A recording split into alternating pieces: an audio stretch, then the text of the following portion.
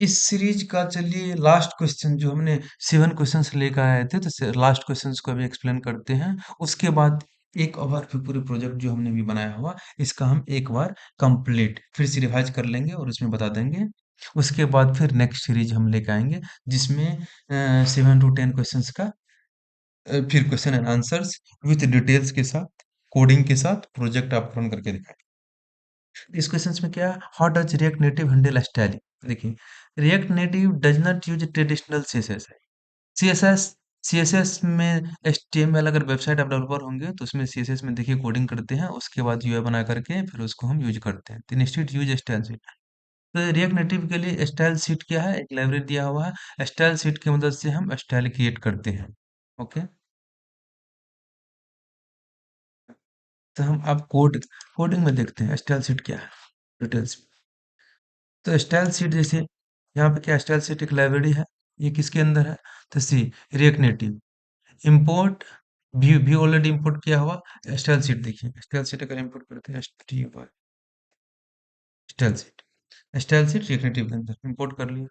उसके बाद style sheet create करना है तो कॉन्स्ट यहाँ पर स्टाइल्स नाम रख लिए हैं। उसके बाद style sheet dot create, create के अंदर जैसे कंटेनर, कंटेनर क्या है, ये कंटेनर ये अपना कुछ भी नाम देते हैं, दे सकते हैं। तो कंटेनर, कंटेनर क्या किया हमने, चूंकि ये व्यू मेरा क्या है, एक मेन व्यू है। मेन व्यू का हम स्टाइल देना चाह रहे हैं कि ये पूरा कंटेनर जिसका क्या है, तो फ्लेक्स, दैट मीन्स ये पूरे स्क्रीन्स को फ्लेक्स वन, तो पूरे स्क्रीन्स को ये कवर कर लिया। दिस वन कंटेंट्स वन, मतलब ये पूरा एरिया ले लिया, ठीक है।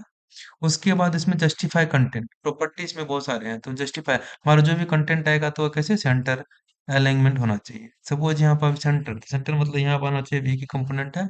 और अलाइन आइटम, आइटम भी हमारा जो इसके अंदर, जैसे मान के चलिए कोई आइटम अगर क्रिएट करते हैं सपोज, तो वो भी हमारा सेंटर दिखना चाहिए। बैकग्राउंड कलर है, बैकग्राउंड कलर का जो ये कोड है हमने डाल दिया, व्हाइट से मिलता जुलता कोड है, ठीक। उसी तरह से सपोज हमने यहाँ पर एग्जाम्पल हेलो रिएक्ट नेटिव, अब हम दूसरा एक कंपोनेंट क्रिएट करते हैं, क्या है, टेक्स्ट है। तो टेक्स्ट है तो टेक्स्ट के लिए हमें चाहिए कि टेक्स्ट का कल साइज इतना हो। तो जैसे हमने एक टेक्स्ट बनाया तो उसका साइज 30 हमने दे दिया, उसका कलर हमने ब्लू सेट किया हुआ है। और इसको स्टाइल में हमने कैसे, टेक्स्ट, टेक्स्ट का स्टाइल प्रॉपर्टी है, स्टाइल प्रॉपर्टी, स्टाइल के अंदर स्टाइल डॉट टेक्स्ट, ये इस स्टाइल को हमने लिया। उसके बाद यहाँ पर जो हम टेक्स्ट दिखाना चाहते हैं वो दिखा। उसके बाद हमने बटन एक लिया, बटन के अंदर टचेबल ओपेसिटी, क्योंकि उस पर क्लिक करने के बाद ऑन प्रेस फीचर हमें चाहिए था। टचेबल ओपेसिटी के अंदर ऑन प्रेस नाम का मेथड है। ऑन प्रेस पे हम क्या करें, देखें navigate, navigation dot navigate, navigate के साथ नेक्स्ट, नेक्स्ट नाम का क्या है, हमारा दूसरा एक स्क्रीन है जो कंपोनेंट है, और उसमें हम डेटा पास कर रहे हैं। क्या पास कर रहे हैं, यहाँ यूजर डेटा में हमारे दो चीज है, नेम एंड एज, ये पास कर रहे हैं। नेक्स्ट क्लिक करने के बाद देखिए यहाँ पर डेटा पास करें पेरेंट से चाइल्ड, तो पेरेंट और चाइल्ड कंपोनेंट का भी एग्जाम्पल आपके लिए है। तो वहां से डेटा हम पास क्या कर रहे हैं, नेम और एज पास कर रहे थे। तो नाम में संतोष कुमार है, एज 30।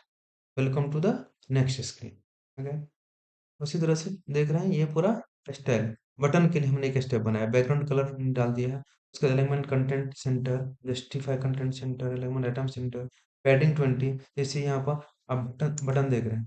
नेक्स्ट, तो नेक्स्ट से मान के चलिए जो देख रहे हैं left side, right side, top और बॉटम में, तो ये पैडिंग के चलते इतना जगह है, अदरवाइज अगर ये नहीं देते हैं तो पूरा यहाँ पर हमारा बैकग्राउंड नेक्स्ट के टेक्स्ट टेक्स्ट तक ही लेते, ये पैडिंग हो गया। बॉर्डर रेडियस, बॉर्डर रेडियस ये देख रहे हैं कॉर्नर जो थोड़ा सा ये सर्किल टाइप से दिख रहा है कॉर्नर, तो यही रेडियस, बॉर्डर रेडियस की मदद से ये हो रहा है।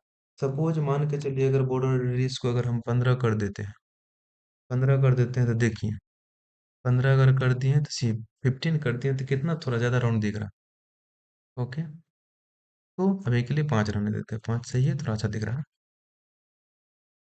हम्म। उस तरह से कलर, कलर हमने बटन का दिया हुआ व्हाइट। ओके।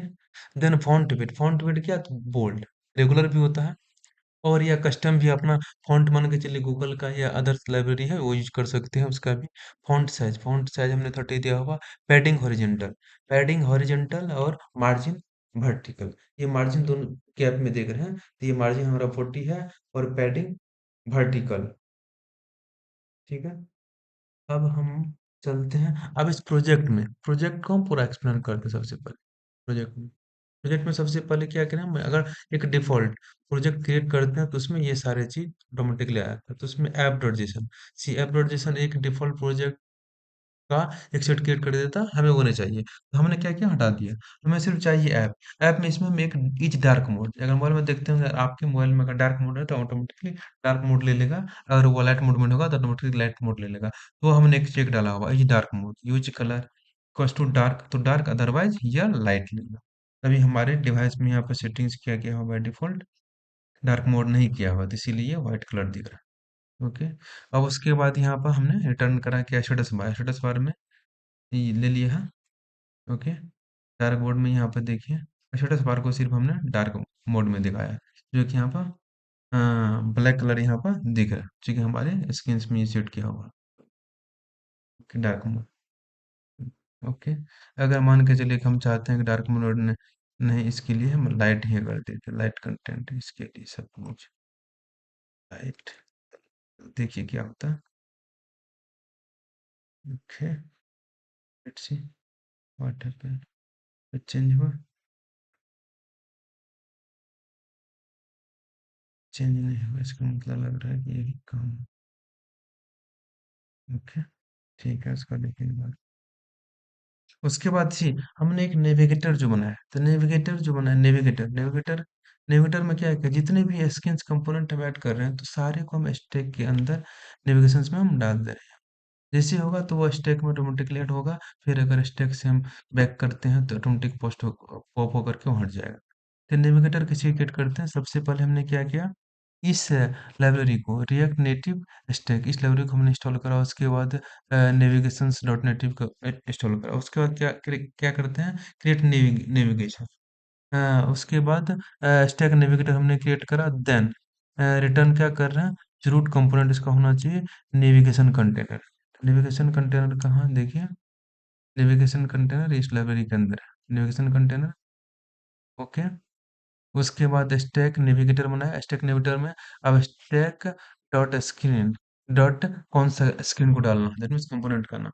ये कंपोनेंट को सब यहाँ पर हम कॉन्फ़िगर करते हैं। कल के दिन में को दो और कंपोनेंट क्रिएट करते हैं, तो हम इस तरह से हम यहाँ पर डालते जाएंगे, जहाँ यूज करना यूज कर सकते हैं। उसके बाद दूसरा हमने प्रोजेक्ट कैसे किया, स्क्रीन्स जितनी है सारे स्क्रीन्स को हम यहाँ बना दिया। उसके बाद हमारा होम स्क्रीन्स था, ये होम स्क्रीन्स हो गया। नेक्स्ट में मान के चलिए हम एक नेक्स्ट स्क्रीन्स बनाया था, जो कि हम पेरेंट्स से चाइल्ड में डेटा पास करके हम दिखा रहे थे। ये हमारा नेक्स्ट का एग्जांपल है। ये क्या कर रहा है कि यूआई व्यू बनाया, उसके बाद टेक्स्ट में हम एक यूजर नेम दिखा रहे हैं, उसके बाद एज दिखा रहे हैं, देन एक एक लाइन दिखाया, उसके बाद welcome to the next screens. Then उसके बाद एक बटन, हमने बटन का क्या नाम है, नेक्स्ट है। उस पर हम इमेज भी, इस पर क्लिक करने के बाद फिर हम इमेज पे जाते हैं, इमेज भी यहाँ पर देखिए दूसरा इमेज भी चलते हैं। इमेज भी इमेज भी हमने एक काउंटर बटन लिया हुआ। उसके बाद तो एक एग्जांपल हमें इमेज का दिखा रहा है, जो कि हम URL that means library network से हम इमेज को डाउनलोड करके ऑटोमेटिकली हम इमेज में सेट कर देते हैं। ये कोड है, अगर लोकल से देखा ना तो लोकल के लिए हमारे पास कोड है। उसके बाद इसमें हमने एक यूज स्टेट का भी एग्जांपल हमने दिया हुआ, यूज स्टेट क्रिएट करा और इस कॉम टेक्स्ट की मदद से यहाँ पे दिखा रहे हैं। यहाँ पे उसको हम इंक्रीमेंट कर रहे हैं, देखिए यहाँ पर क्या क्या है।